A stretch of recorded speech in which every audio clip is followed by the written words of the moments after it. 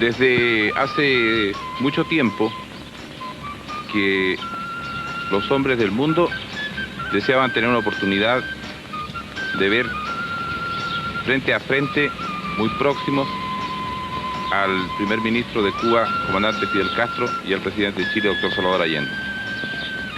Es interesante que sea América Latina la que haya producido este fenómeno que en estos instantes concita la atención de todo el mundo. Desde que el comandante Fidel Castro llegó a Chile, muchos periodistas han estado pensando cómo poder seguir una conversación entre estas dos figuras de la política mundial. Y este es el momento y esta es la oportunidad de poder tenerlos próximos y frente a frente en un diálogo abierto sobre temas que interesan a toda la humanidad. Presidente Allende, se habla no solo en Chile, sino en todo el mundo de la expresión vía chilena. ¿Cómo podría usted definir este proceso político que se ha dado en llamar la vía chilena? En realidad,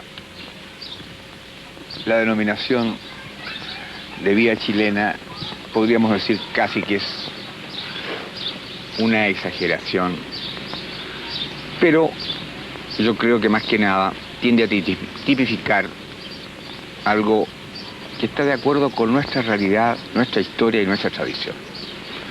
Pueblos que luchan por su emancipación tienen, lógicamente, que adecuar a su propia realidad las tácticas, ¿no?, y la estrategia que ha de conducirnos a las transformaciones. Chile, por sus características, por su historia, es un país en donde la institucionalidad burguesa ha funcionado a plenitud y en donde dentro de esta legalidad burguesa el pueblo sacrificadamente ha ido avanzando y consiguiendo conquistas, ha ido concientizándose, ha ido comprendiendo que no es dentro de los regímenes capitalistas ni del reformismo en donde Chile podrá alcanzar la dimensión de país dueño de su independencia económica y capaz de llegar a niveles superiores de vida y de existencia. Hay que considerar entonces que Chile tiene condiciones diferentes a otros países. Quiero, por ejemplo, destacar que el Congreso chileno ha tenido 160 años de ininterrumpido funcionamiento. Quiero hacer ver que las Fuerzas Armadas chilenas son Fuerzas Armadas profesionales, que a lo largo de nuestra historia han estado al margen de una acción política propiamente tal. Por último, y es lo más importante, la clase obrera chilena ha tenido una participación activa, ha tenido una participación directa en la formación de una conciencia y en las luchas populares. Hemos dicho que la revolución chilena la haremos en pluralismo, democracia y libertad. Cada uno de estos aspectos habría que profundizarlo y tú comprendes que es imposible. Sin embargo, el factor fundamental es y será siempre la clase obrera y su unidad. Comandante Castro, respecto a lo que plantea el presidente Allende, ¿hay interés permanente de profundizar en cómo se produce la incorporación de la clase obrera y cómo entra la clase obrera como protagonista en el proceso de la Revolución Cubana? Nosotros hemos definido este problema de esta forma. La lucha armada guerrillera que inició un reducido grupo de hombres fue algo así, como un motor pequeño que permitió arrancar el gran motor de la historia, que son las masas. El movimiento obrero en Cuba, durante los últimos gobiernos, tanto el gobierno corrompido de Perío como el gobierno tiránico de Batista, estaba controlada por dirigentes oficiales que virtualmente habían tomado por asalto a los sindicatos, asesinando dirigentes comunistas y dirigentes obreros honestos. En esa situación, cuando triunfa la revolución, había una situación muy especial. No había dirección oficial obrera, pero había un apoyo total y absoluto de la clase obrera al movimiento revolucionario, que es un movimiento que se gestó con obreros y campesinos. Nuestros soldados guerrilleros eran hombres de la zona, campesinos y trabajadores y obreros. Y algunos intelectuales, o que pudiera llamárseles intelectuales por su procedencia o por su condición de haber estudiado en la universidad, que éramos nosotros, algunos de nosotros, no todos. En esas condiciones nuestro movimiento, que era un movimiento genuinamente revolucionario, se ganó el apoyo total de la clase obrera. Y así, al final de la guerra, en un momento crítico, mediante una estación de radio y sin contar con ninguna dirección organizada, se paralizó en cuestión de minutos a todo el país, mediante un llamado del ejército rebelde a través de sus emisoras radiales. Y eso fue en un momento en que ellos trataron de hacer una maniobra, un golpe de Estado a última hora, un factor decisivo en el aplastamiento de Batista y en impedir que se pudiera hacer ningún tipo de maniobra. Es decir, fue factor decisivo en la toma del poder en ese minuto. Y claro, después del triunfo de las armas, la clase obrera pues se organizó, se preparó y constituyó el baluarte, constituyó la masa de combatientes. Mientras nosotros por un lado continuamos desarrollando nuestro pequeño ejército, que llegaron a convertirse en poderosas fuerzas armadas, al mismo tiempo, en caso de lucha, en caso de agresión al país, lleva detrás todo el pueblo organizado, encuadrado en sus unidades militares, de manera que nosotros podemos decir que en nuestro país todos los obreros son soldados. Y también a la vez, como no hemos visto en la necesidad de tener muchos hombres sobre las armas, y esos hombres en determinado momento tienen que participar en la producción, decimos también que todos los soldados son obreros. Presidente, la clase obrera, de acuerdo con las dos respuestas de ustedes, pasa a ser el elemento protagonista dentro del proceso. Hay un elemento, el escenario. ¿Usted podría hablarnos un poco de la tradición chilena, de la tradición de lucha y del estilo del país? Claro. A propósito, ahí se oyen algunos gritos que son de mis vecinas. Al lado hay un colegio, el Sagrado Corazón, y quieren verte. Bien, para contestar la pregunta de Augusto Olivares, quiero decirte, Fidel, que lógicamente Chile tuvo, por las características mismas de su régimen, la posibilidad de que la clase obrera se organizara. Nació el movimiento obrero chileno en zonas controladas por el imperialismo, y que siempre tuvo una conciencia antiimperialista. En el Salitre, Luis Emilio Recabarren fue el organizador, el orientador, el dirigente de la clase obrera. Y las luchas del proletariado chileno en el campo sindical llevaron muchas veces, como en la mayoría de los países también, a la represión violenta. Sin embargo, se superó y logró, a partir de 1939, unificarse en la Central Única de Trabajadores. Pero antes, los campesinos y los obreros habían formado sus partidos de clase. Así tenemos nosotros que el Partido Comunista es el más antiguo de América Latina, uno de los más antiguos del mundo y, por cierto, en relación a la población, uno de los más poderosos.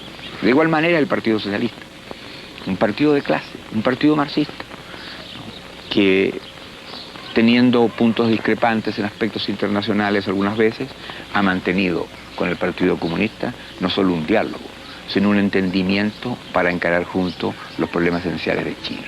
De allí que desde 1951 el Partido Socialista y el Partido Comunista empezaron a caminar por el sendero de un proceso de clase y con la decisión de hacer posible un vasto y amplio movimiento que permitiera los cambios estructurales de la vida chilena. Y por eso hoy día podemos decir que al margen de un criterio pequeño se ha logrado, sobre la base de la unidad de la clase obrera en el campo sindical y sobre el pilar de los partidos socialistas y comunistas, que sectores de la pequeña y mediana burguesía, como el Partido Radical, como el Movimiento Popular Unitario del Mapu, como los de izquierda cristiana, hayan configurado este proceso que lógicamente constituye un factor determinante del proceso de cambio dentro de la realidad chilena. Esto es más o menos, Fidel, el esquema de lo que ha ocurrido en Chile y la presencia combatiente y organizada de los trabajadores en el campo político y en el campo sindical.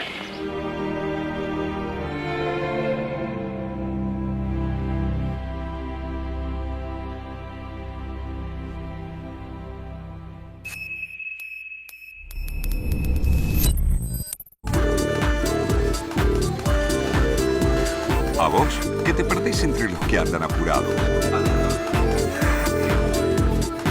A vos, que relajado en casa, querés ver el mejor resumen de noticias. A vos que anoche llegás cansado, mientras la información sigue corriendo.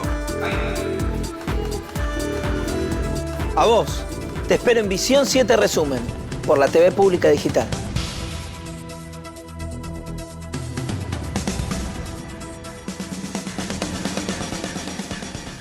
Nueva Levité limonada. Una bebida dulce con riquísimo sabor a limón. Nada. Un drink canchero con mucho, pero mucho sabor a limón. Nada. Nueva Levité limonada. Agua mineral natural y riquísimo jugo de limón. Nada. ¿Limonada? Limón todo. Nacho, ya está el auto. Ah, buenísimo. Llegó el limón. Nada. Partimos. Si pudieras preguntarle lo que fuera uno de los expertos mundiales en pelo dañado, ¿qué sería? Tom, ¿puedo usar la planchita? ¿El secador? ¿Y teñir mi pelo? ¿Todo sin preocuparme por el daño? Yes, con Sedal sí podés. Su nueva fórmula repara tu pelo visiblemente desde el primer lavado y lo reconstruye completamente en 5 lavados. Nuevo Sedal Reconstrucción Estructural.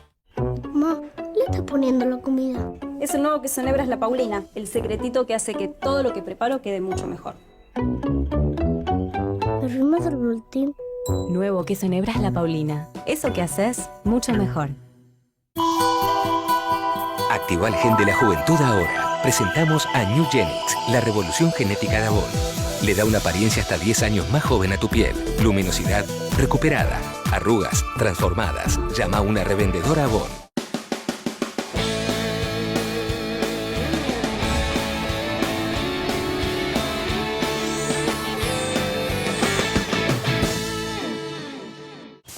¿Cómo? ¿Ya terminaste? Me parece que te falta refregar. No, Opse, usa el nuevo Prosenex Baño Espuma Activa y quedó todo impecable.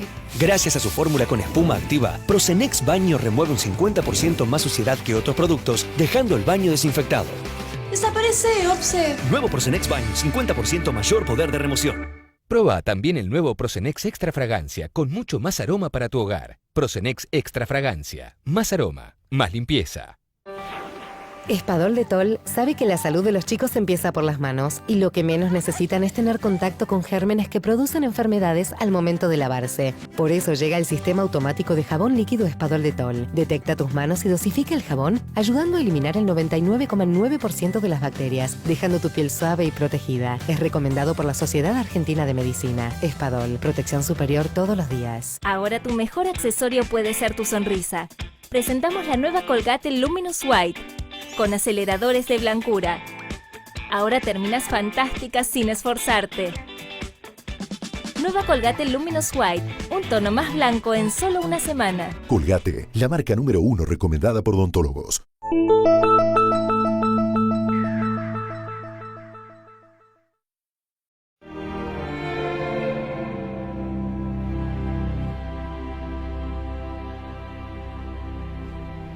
Uno está muy acostumbrado a ver imágenes de Fidel Castro cuando se dirige a multitudes, con mucho entusiasmo, con mucho fervor. Lo mismo pasaba también con Salvador Allende. Uno también está acostumbrado a ver esas imágenes de fervor. Acá vemos algo diferente. Están los dos distendidos, un periodista en el medio, muy amigo de Salvador Allende, cómplice se puede decir, pero punzante también en las preguntas. Y es interesante que hablan de temas que tienen mucha actualidad. Hablan del rol de los medios de comunicación. El rol de los medios en Chile fue fundamental para la caída de Salvador Allende. Hablan del futuro incierto de los jóvenes. Por supuesto que la realidad cambió mucho si uno piensa lo que han pasado en estos últimos 40 años. Y ya hablan de la posibilidad de la interrupción por la vía violenta del proceso de transición pacífica al socialismo. Alertan sobre la posibilidad de un golpe. Pero también es verdad, fíjense, que Salvador Allende resalta una y otra vez la lealtad de las Fuerzas Armadas. Pero Fidel Castro ya menciona la palabra fascismo, que es lo que se vio justamente después del golpe. Vamos a ver la segunda parte del documental. La motivación de los pueblos en su lucha a través de la historia es variadísima. ¿Cómo podría usted definir, comandante, la motivación de la lucha del pueblo cubano? Bueno, yo creo que la motivación ha sido la misma. Los pueblos históricamente han luchado por su libertad. Esas fueron las causas, por ejemplo, de las luchas nacionales. Si te remontas un poco más atrás, te encuentras siempre que hubo grandes luchas por la supervivencia, grandes luchas sociales dentro de cada uno de las sociedades que se han conocido a lo largo de la historia, porque aparte de la lucha de los pueblos por su existencia, frente a otras comunidades, han existido las luchas en el interior de las comunidades, como han sido las grandes luchas sociales. Digamos, por lo menos de acuerdo con nuestra concepción, que el gran motor de la historia han sido las luchas de las masas oprimidas contra los opresores. Y eso está perfectamente estudiado y se conoce desde que existen las clases en la sociedad humana. En nuestro país existía la doble motivación de un país sometido y humillado por el imperialismo y además dentro de esa situación una gran masa de campesinos sin tierra, una gran masa obrera explotada, unas condiciones de miseria espantosa, falta total de asistencia médica para las capas pobres de la población, deficiente sistema educacional, un porcentaje altísimo de analfabetos, falta de perspectiva para la juventud, cientos de miles de desempleados, es decir, que había una situación social desesperada. Podríamos decir que la gran motivación de nuestro pueblo era la lucha por la vida. ¿Qué porcentaje de Fidel tenía usted de desempleo? Más o menos. Bueno, era muy grande. Se calcula que en determinado momento del año había 500.000 de personas sin empleo, de una población que en ese momento tenía 6,5 millones de habitantes, y donde la población trabajadora activa podía llegar a ser entre 1,5 millones y 2. Porque nosotros teníamos las zafras de caña, por lo menos cuando la revolución triunfa, ya habría una gran población excedente, que no la había al principio de la República cuando era mucho más reducida. No había crecido para nada la economía y en cambio se había duplicado la población. Eso engendró un desempleo temporal hasta de 500.000 de personas y un desempleo permanente que pudiera ser de 150.000, 200.000 personas. Esa era a grandes rasgos la situación. La experiencia política chilena es seguida con atención en todo el mundo. Es una experiencia que tiene obstáculos. ¿Cómo podría usted definir esos obstáculos? ¿Te das cuenta, Fidel? 3 minutos para definir los obstáculos de una revolución que tiene que hacerse dentro de la democracia burguesa y con los cauces legales de esa democracia. Sin embargo, tú sabes perfectamente bien que hemos avanzado. Obstáculos. ¿Nacen de qué? En primer lugar, de una oligarquía con bastante experiencia, inteligente, que defiende muy bien sus intereses y que tiene el respaldo del imperialismo. Dentro del marco de una institucionalidad en donde el Congreso tiene peso y atribuciones y en donde el gobierno no tiene mayoría. De allí entonces que las dificultades sean bastante serias y hacen que el proceso revolucionario chileno, dentro de los marcos de esta legalidad, encuentre, ¿no?, cada día y en cada momento obstáculos para el avance del cumplimiento del programa de Unidad Popular. Por ejemplo, fíjate tú, es cierto, obtuvimos el despacho unánime del Congreso de la ley que ha permitido nacionalizar el cobre. Pero cuando hemos buscado el camino de comprar las acciones de los bancos y de los monopolios, ya nos hemos encontrado con obstáculos, con resistencia, ¿no? Y el Parlamento exige que haya una ley que vaya determinando caso por caso o bien una lista determinada de aquellas empresas que deberían formar parte del área social. Usted comprende, pues, Augusto Olivares, que las dificultades en el caso nuestro también están en relación con ¿qué? Con una libertad de prensa que es mucho más que la libertad de prensa, que es un libertinaje de la prensa. Se deforma, se miente, se calumnia, se tergiversa. Los medios de difusión con que cuenta son poderosos. Periodistas vinculados a intereses foráneos y a grandes intereses nacionales. No solo no reconocen, sino que deforman, repito, las iniciativas nuestras. Todo esto teniendo nosotros que respetar las conquistas que el pueblo alcanzó y la cual, lógicamente, hace uso y mal uso la oposición al gobierno popular. Por eso, y tú lo has dicho también, y lo has reconocido, que las dificultades que se nos presentan a nosotros son bastante Son grandes. admirables las dificultades de ustedes. Ya ves tú. Presidente, y a pesar de esos obstáculos, se puede llevar adelante el proceso. Y se avanza, ya lo he dicho, el cobre es nuestro, el hierro es nuestro, el salitre es nuestro, el acero es nuestro. Es decir, las riquezas básicas las hemos conquistado. Pero aquí hay una cuestión importante sobre esta pregunta que hace Olivares acerca de la vía y de las dificultades y de la marcha del proceso.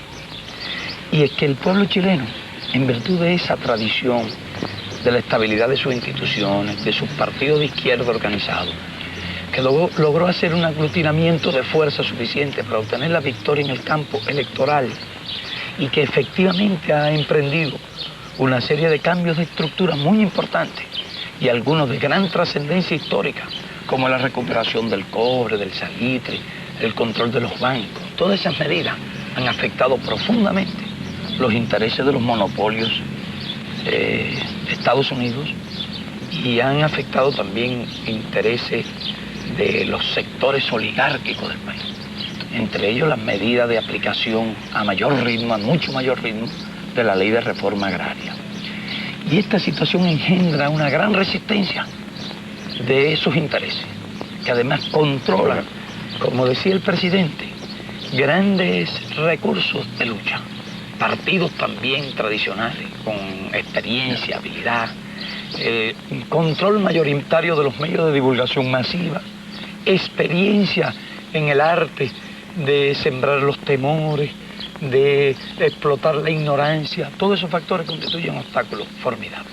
Fíjate, Fidel, además, y perdón, inclusive hay que reconocerlo, algunos de esos partidos han logrado en los sectores de pobladores, la gente con menos conciencia, tener arraigo, en algunos sectores del campesinado. Tú sabes que hay una masa en Chile de un porcentaje alto de analfabetos, gente que no hemos podido inclusive todavía incorporar plenamente a la lucha del pueblo. Bueno, y yo tengo una impresión que esa resistencia acude a los procedimientos clásicos, además desarrollados, y son procedimientos que nosotros calificamos de fascistas, y que tratan, por tanto, de ganar masa con la demagogia, si es posible, en los sectores más atrasados de las capas humildes, y ganar masa en las capas medias. Y entonces ahora falta una cuestión por demostrar, si esos intereses se resignarán pasivamente a los cambios de estructura que la Unidad Popular y el pueblo chileno han querido llevar adelante. Y es de esperar, si nosotros vamos a analizar teóricamente esta cuestión, que hagan resistencia fuerte e incluso hagan resistencia violenta.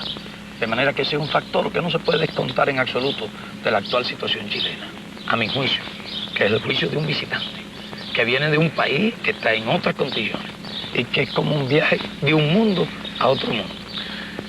Tú lo has dicho, y yo creo que es muy justo. Los revolucionarios nunca han generado la violencia. Han sido los sectores y los grupos golpeados por la revolución los que generan la violencia en la contrarrevolución. Mantuvieron los sistemas por la violencia y lo defienden por la violencia. Comandante, tanto usted como el presidente Allende se han referido a los obstáculos que encuentra el proceso revolucionario chileno. ¿Usted podría hablar de los obstáculos que ha encontrado el proceso revolucionario cubano? Mira, nuestra lucha se inicia en medio de un régimen tiránico y sangriento que mantenía el poder mediante una represión brutal, sin ninguna de las circunstancias políticas que tuvieran similitud con la situación de Chile. Totalmente distinto. Entonces se desarrolla una guerra revolucionaria. Se llega al gobierno mediante una guerra victoriosa del pueblo. En esas condiciones la llegada al gobierno ya había suprimido en el proceso de la lucha y al desplomarse virtualmente todo el sistema, los obstáculos principales. No quedó aquel parlamento fraudulento que había establecido como toda una máscara para darle alguna forma legal al gobierno de Batista. Todo aquello se vino abajo con el régimen. En el momento de la derrota huyeron casi todos del país y entonces se estableció un gobierno revolucionario donde el Consejo de Ministros tenía las facultades legislativas y ejecutivas. Eso facilitó mucho la formulación de las leyes y la adopción de las medidas pertinentes. Hubo lucha, desde luego, hubo resistencia, pero desde luego el obstáculo principal nuestro fue de orden exterior, porque chocamos lógicamente de inmediato con los intereses imperialistas. Y entonces el imperialista constituyó la oposición fundamental, una formidable oposición a nuestro país, y que además utilizaba los factores internos, las clases, los terratenientes, los elementos más reaccionarios. Inmediatamente comenzó a organizarlo y a vertebrarlo para una lucha que en un momento dado fue ideológica, pero que durante muchos años fue violenta. Mira, Fidel, allá también el imperialismo controlaba la tierra. El imperialismo controlaba la tierra. El cobre de nuestro es la caña de azúcar. Y la caña se cultivaba en las mejores tierras. Y las mejores tierras cañeras eran de la United Fruit Company y de otras numerosas compañías de Estados Unidos. De manera que nuestra ley de reforma agraria nos hace chocar de inmediato contra los intereses imperialistas. Te hice esa pregunta porque es distinto. Aquí controlaban las minas, allá controlaban las tierras. Exactamente. La diferencia era que nosotros no teníamos esos obstáculos de que hablaba el presidente, indiscutiblemente. Lo que sí tuvimos fue una lucha muy frontal del imperialismo que ha durado estos 13 años. ¿Sigue siendo el imperialismo el obstáculo principal en el proceso? Nosotros diríamos que el obstáculo de orden objetivo fundamental es ese. Luego hay obstáculos de orden subjetivo. Nosotros no hemos tenido tiempo todavía de desarrollar toda una nueva generación de técnicos, de ingenieros. Eso llevan 20 años por lo menos. Hemos trabajado muy duramente en eso, pero nos encontramos niveles de ignorancia, niveles de subdesarrollo técnico. Perdón, Fidel, en el campo médico, te hago esa pregunta, porque tú sabes que yo soy médico. Sí. ¿Cuántos médicos tenían y cuántos se fueron de Cuba? Teníamos 6.000 y ellos lograron llevarse de Cuba 3.000 médicos. Nos redujeron a la mitad. ¿Y han logrado ahora? Ahora tenemos 8.000. Extraordinario. Y más de 5.000 estudiando en la universidad. Y estudiando con una gran calidad y bien repartidos. Por eso nuestros servicios médicos hoy son realmente, pero muy buenos, dentro de nuestra situación de recursos materiales. Y mejoran día a día. Y se ganan importantes batallas contra las enfermedades. Hemos erradicado muchas enfermedades infecciosas y incluso la tuberculosis está prácticamente casi erradicada en nuestro país. Numerosos hospitales antituberculosos ya se están transfiriendo a policlínicos, hospitales materno-infantiles. De manera que ese es un ejemplo. Hicieron lo mismo con los ingenieros. El proceso chileno ha sido distinto. Aquí no ha habido éxodo de profesionales, pero en cambio el drenaje de cerebro, de capacidad técnica, ha sido extraordinario. Y ese es uno de los problemas de los países en vías de desarrollo. Pero es otro tipo, Claro. Es un drenaje sistemático de las mejores, de la gente más preparada. Mientras que nosotros nos hicieron un drenaje Masivo. específico y masivo, para llevarnos no solo con los mejores cerebros, sino llevar el máximo número de técnicos y de obreros calificados. Pero es extraordinario lo que han logrado. Viendo, presidente, con la visita del primer ministro Fidel Castro, se ha producido un repunte de los sectores adversos a su gobierno. ¿Qué juicio? Y qué manera tan fina de llamar sectores adversos. ¿Te das cuenta, Fidel? Es la prensa de que tú hablabas. Es objetivo, comandante, así que tengo que hacer una pregunta. ¿Y acaso cree que es objetivo llamar con tanta finura a la antítesis de este proceso? Por eso, justamente, eso es lo que quería entrar en la pregunta. ¿Qué piensa usted, presidente, que se produciría en Chile si la contrarrevolución se alzara? En primer lugar, creo que es útil destacar, como usted lo ha dicho Augusto Olivares, que se ha recrudecido el proceso con la presencia de Fidel. Es lógico. De manera que yo tengo la culpa, ¿no? No, pero ellos saben lo que significa la presencia de Cuba y la presencia de Fidel Castro en Chile. Ellos tienen conciencia de que es vitalizar el proceso revolucionario latinoamericano. Ellos tienen la evidencia de que la unidad de nuestros pueblos es un factor indiscutiblemente que fortalece la voluntad y la decisión de los pueblos para romper la dependencia. Además, es indiscutiblemente, ¿no?, contribuir a terminar con el aislamiento intencionado, ¿no?, de Cuba. Por eso que ha recrudecido. Y además también, porque a ellos les duele profundamente, Fidel, el éxito que tú has tenido. El hecho que mineros, campesinos, obreros, soldados, sacerdotes hayan dialogado contigo, las grandes manifestaciones de masa, claro, lógicamente, han sido de cariño y afecto para ti la Revolución Cubana, pero también en el fondo, ¿no?, de apoyo al gobierno, porque es el gobierno del pueblo el que ha hecho posible tu presencia aquí, ¿verdad? Es cierto, pero te voy a decir una cosa. La mano del imperialismo está detrás de todo eso, sin ninguna duda. Porque nosotros tenemos bastante experiencia y sé cómo actúan. Nosotros... Y cierto aceleramiento de esas actitudes y ciertas tácticas y la forma en que se han producido, y precisamente durante la visita, y cuando estaba una gran parte del mundo con los ojos puestos en el resultado del diálogo entre nosotros y del encuentro entre nuestros pueblos y nuestros procesos. Entonces, han tratado de desviar la atención hacia determinados tipos de problemas. Yo no tengo la menor duda, ni la más remota duda, de que la mano del imperialismo ha estado detrás de todo esto. Pero es evidente. Y por eso que hice referencia a declaraciones que son inconcebibles y que demuestran la intromisión en la vida interna de un país y que viene de altos funcionarios, ¿no?, de Estados Unidos, que por lo menos debían medir el contenido y el alcance de sus expresiones. Pero no solo inconcebibles, sino coincidentes. Claro, prácticamente el mismo día. Exacto. Bueno, pero volviendo, ¿no?, a retomar la curiosidad de Augusto Olivares. Efectivamente, nosotros también hemos siempre tenido en cuenta que la contrarrevolución pretendería alzarse. Y frente a ellos, ¿cuál será la respuesta? La respuesta del pueblo, organizado, disciplinado, la unidad popular, la lealtad de las Fuerzas Armadas y de Carabineros, tradicionales en el sentido respetuoso de la Constitución y la ley. Nosotros tenemos conciencia además que el proceso chileno es irreversible. Quiero insistir, Augusto.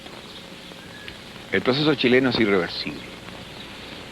El pueblo está en el gobierno. Si lograran ellos lo que no van a conseguir, derrocar a este gobierno, Chile caería en el caos, en la violencia, en la lucha fratricida. Y en el fascismo. Y por cierto, claro, por una cosa, el imperialismo que ha estado y está detrás de todos los procesos para atajar la revolución, que significan los cambios y su derrota, en Chile no va a poder desembarcar. En Chile no va a intervenir materialmente, pero busca otros caminos.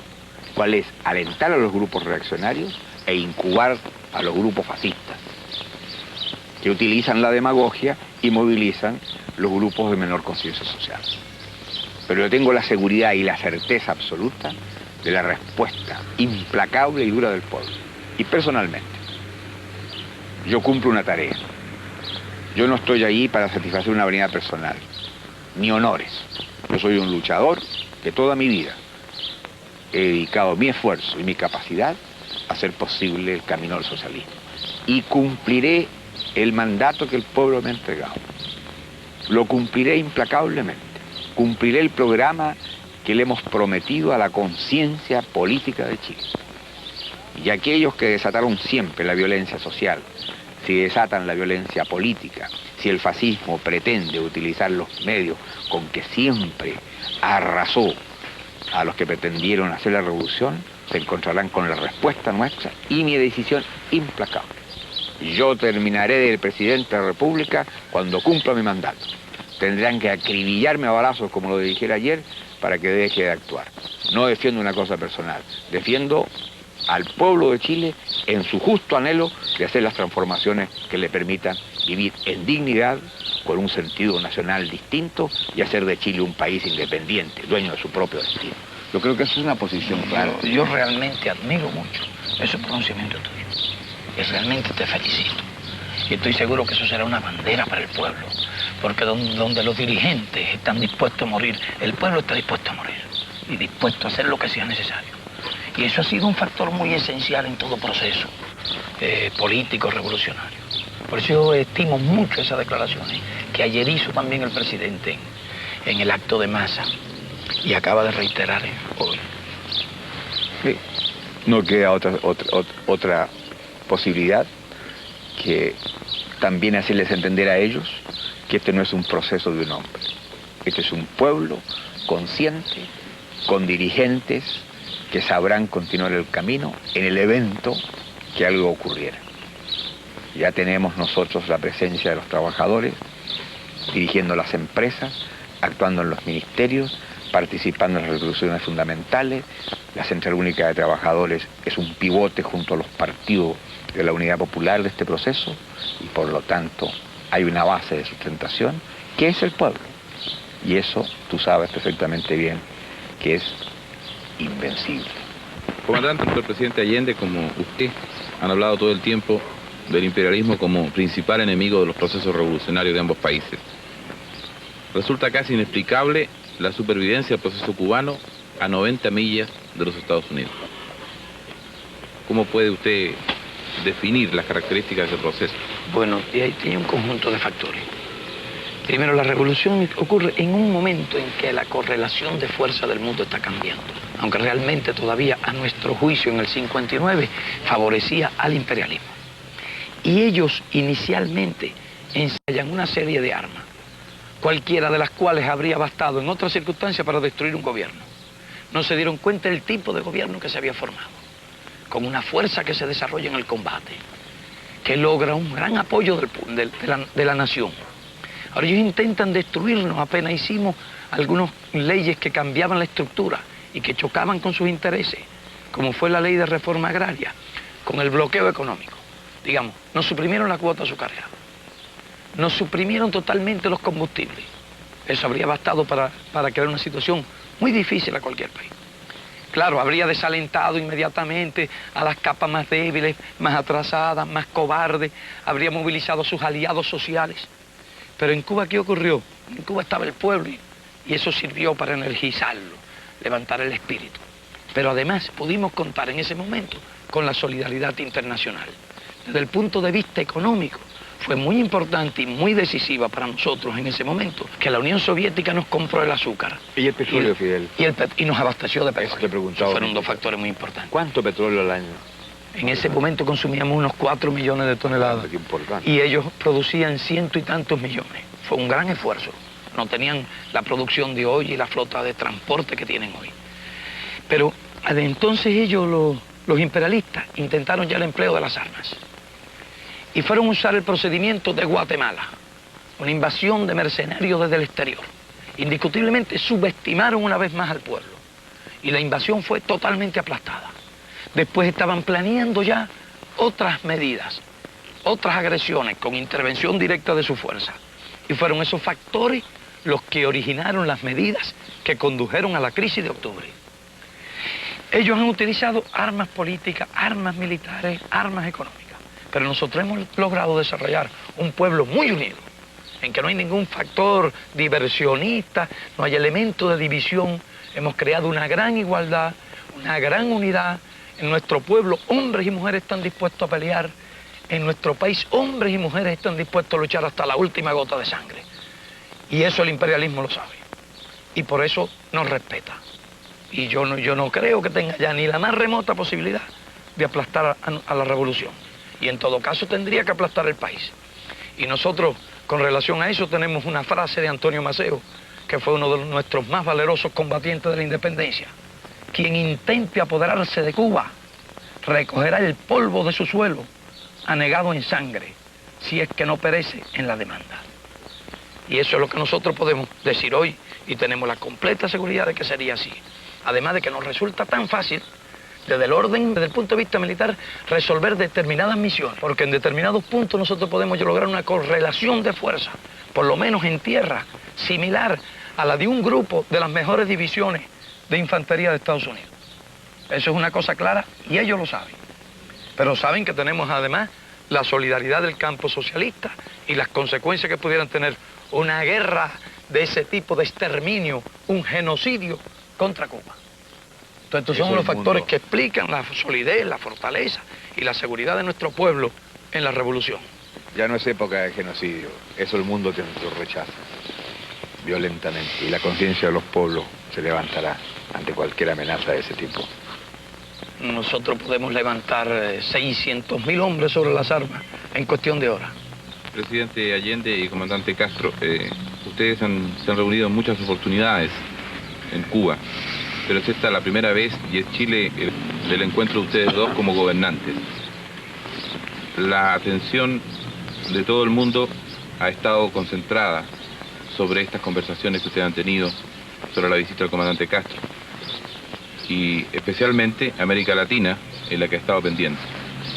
¿Qué le parece a usted, presidente, este encuentro de ustedes como gobernantes de los pueblos que están en el proceso revolucionario frente al cuadro de una América Latina explotada?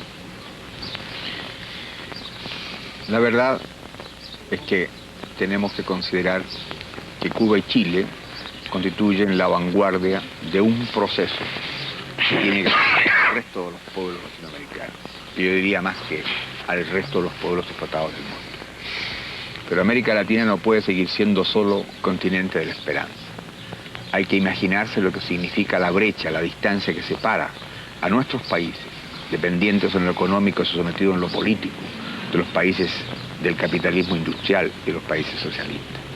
En América Latina no puede seguir existiendo la diferencia brutal de una minoría dueña del poder y la riqueza y las grandes masas al margen de la cultura, de la salud, de la vivienda, de la alimentación, de la recreación, del descanso. Muchas veces lo hemos dicho, y bastaría citar tan solo una cifra. En América Latina hay más de 20 millones de seres humanos que viven al margen del conocimiento de la moneda como medio de intercambio. En América Latina hay 140 millones de semianalfabetos y analfabetos. En América Latina faltan 19 millones de viviendas. El 53% de los latinoamericanos se alimenta mal. En América Latina hay 17 millones de cesantes y además hay más de 60 millones de gente que tiene solo trabajos ocasionales. Por lo tanto, el régimen capitalista ha demostrado su ineficacia. La explotación del hombre por el hombre como característica de eso ha hecho crisis. América Latina tiene la oportunidad de estar presente en el momento en que el mundo cruje en lo económico, cruje en lo moral, cruje en lo político. Y allí entonces que las reservas de este continente tendrán que expresarse cuando los pueblos alcancen la posibilidad de intervenir, cuando los pueblos lleguen al gobierno, cuando hayan arrasado con las viejas oligarquías cómplices del imperialismo y cuando indiscutiblemente haya una voz de América Latina, de pueblo, continente, como lo soñaran los próceres de nuestra independencia, por los caminos de acuerdo con la característica de cada país. Ya emerge esta voluntad, ya se hace presente, e indiscutiblemente no solo en este continente, sino en otros continentes. Lo hemos dicho muchas veces, los que han caído en Vietnam y caen en Vietnam, no solo lo hacen por su patria, lo hacen también por el resto de los explotados del mundo. Los que cayeron en Cuba señalaron un camino de esfuerzo y sacrificio para hacer posible la Cuba de hoy, el primer territorio libre de América Latina. Los que cayeron hace años en Chile constituyen la simiente de este proceso revolucionario. Los pueblos explotados del mundo tienen conciencia de su derecho a la vida y por eso que el enfrentamiento está más allá de nuestra frontera y se hará en sentido universal.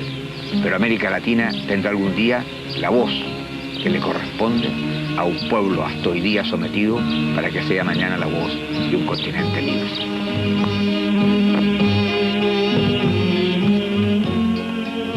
Pero nosotros consideramos que este continente tiene en su vientre una criatura que se llama revolución, que viene en camino y que inexorablemente por ley biológica, por ley social, por ley de la historia, tiene que nacer.